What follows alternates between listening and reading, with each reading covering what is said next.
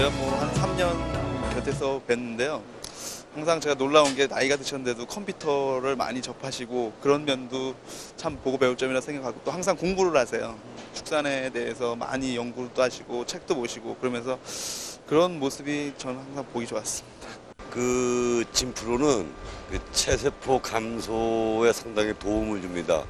어떠세요? 예, 한번 써보신 분들은요, 이게 제품을 이제 안 쓰시게 되면은 효과가 나타나기 때문에 계속해서 이제 쓰는 게 농가에 더 경제적으로 도움이 되기 때문에 계속 쓰는 것 같아요. 맛 좋고 영양도 많고 다이어트에 효과까지 있는 제품이 진열된다면 그야말로 불티나게 팔리겠죠. 여러분들 과연 이런 제품이 어떤 것이 있을까 궁금하실 텐데요. 바로 우유입니다. 하지만 이렇게 영양이 만점이고 다이어트에 효과까지 있는 우유가 해마다 그 소비가 줄어들면서 낙농업을 하는 농가들이 큰 어려움에 직면해 있다고 하는데요. 자, 이런 고민을 해결하는 데 큰 역할을 하신 분이 계십니다. 좋은 우유를 만들기 위해서 발벗고 나선 사람, 오늘 ABS가 만난 사람의 주인공입니다.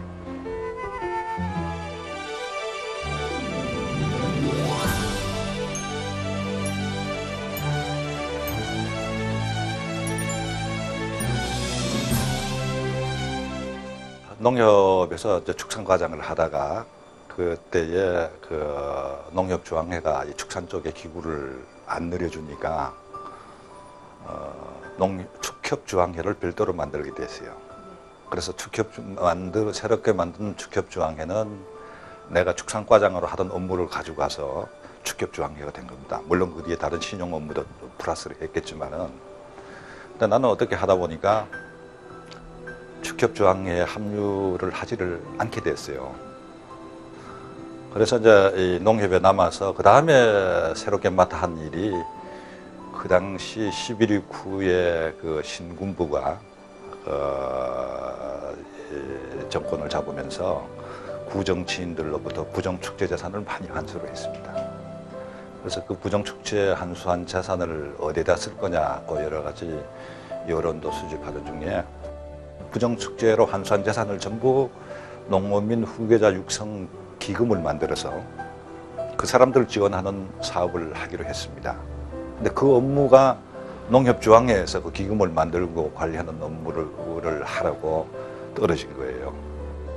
그래서 그때는 그 보석이라 이런 것들은 전부 공매를 통해서 팔아야 되기 때문에 그 공매 과정에는 뭐 TV가 굉장히 호기심 어린 중계도 많이 하고, 그래서 난 졸지에 아주 굉장히 그 매스컴에 각광받는 사람 노릇도 해드렸는데, 그렇게 그 업무를 하다 보니까 좀 역시 내가 전공을 축산을 했고 이렇게 하니까 좀 내 본래 업무를 좀 해야 되겠다는 생각이 다시 들게 되었어요. 근데 축협중앙회는 벌써 발족해서 나갔고, 그럼 어떻게 할 것이냐. 내가 이제까지 여러 가지 경험을 바탕으로 해서 좀 이런 회사를 만들어서 해보면 어떻게 하냐. 그런 생각 끝에 제가 86년 10월 10일 날이 우리 회사 창립 기념일인데, 그날 사업자 등록을 내고 이런 회사를 시작하게 됐습니다.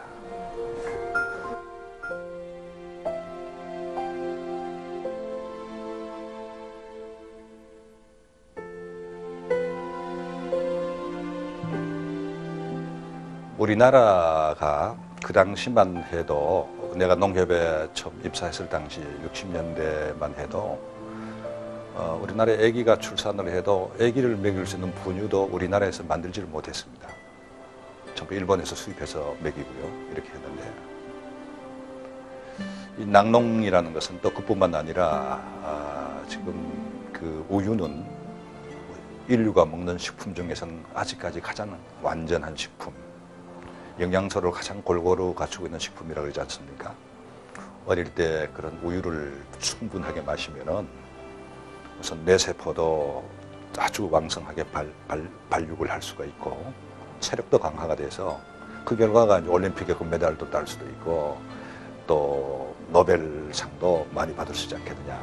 그래서 제가 이 회사를 시작하면서도 우선 뭐 이 축산이라 그러면은 여러 축종이 다 해당되겠습니다만은 우선 1차적으로 뭔가 좀 품질 좋은 우유, 그것도 국제 경쟁력을 갖추도록 생산할 수 있는 데에 내가 가진 지식이라든지 경험을 좀 보탤 수 있었으면 좋겠다 하는 그런 생각이 가장 큰 그러한 그 생각이라 할 수 있겠죠.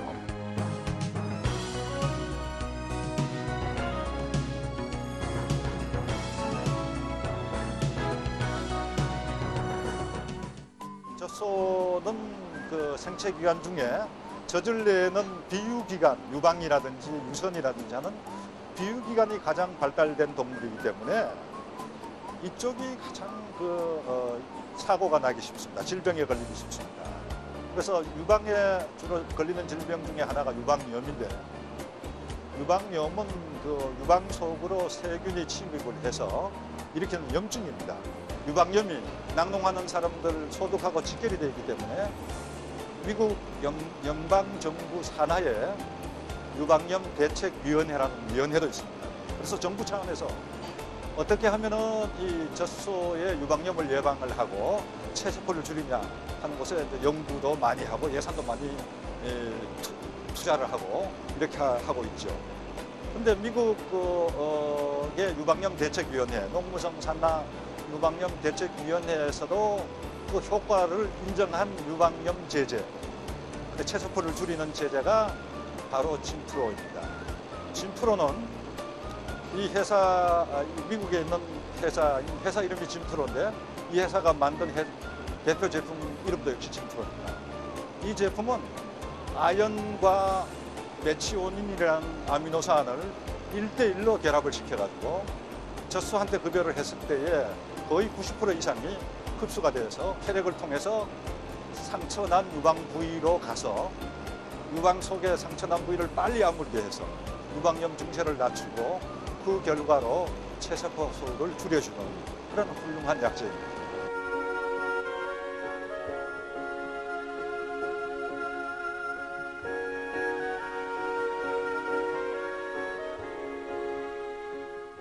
우유 소비가 많이 줄면서 축산업계가 많이 어려워지지 않았습니까? 네. 이 문제에 대해서 참 많이 안타까움이 있을 것 같은데 네. 그 부분에 대해서 어떻게 생각하세요? 예, 참 그 부분은 저도 굉장히 안타깝게 생각합니다. 저도 지금 하는 업은 물론 제약업에 종사를 하고 있지만은 저도 축산하는 양축가라는 생각은 버린 적이 없습니다.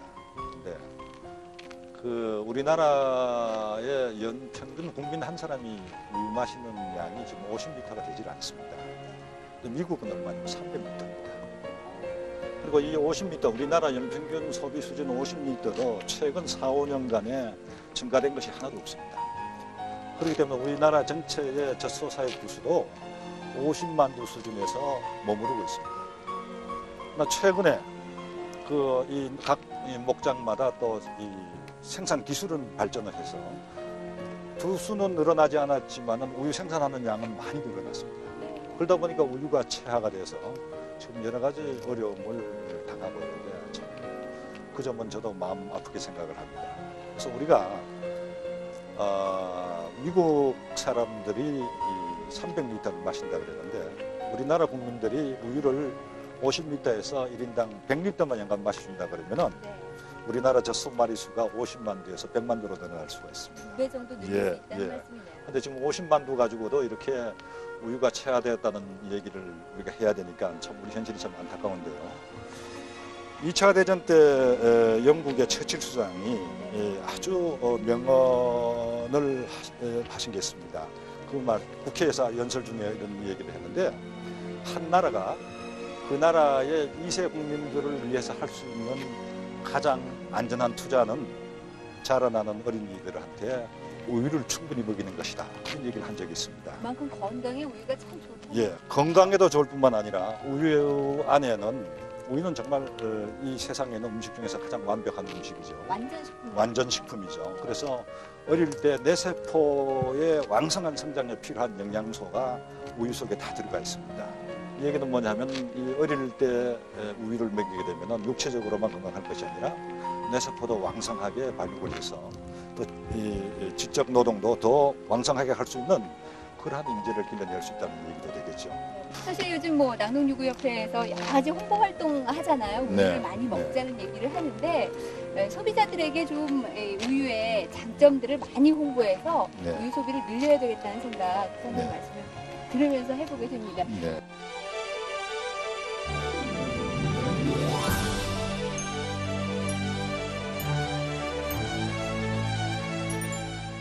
예, 저는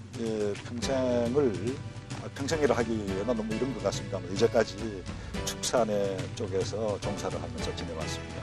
그리고 또 수입 개방이 돼서 외국의 상품이 들어온다 하더라도 우리나라를 생각을 할 때는 이 축산이 없는 그런 우리나라 경제라는 걸 생각할 수가 없죠.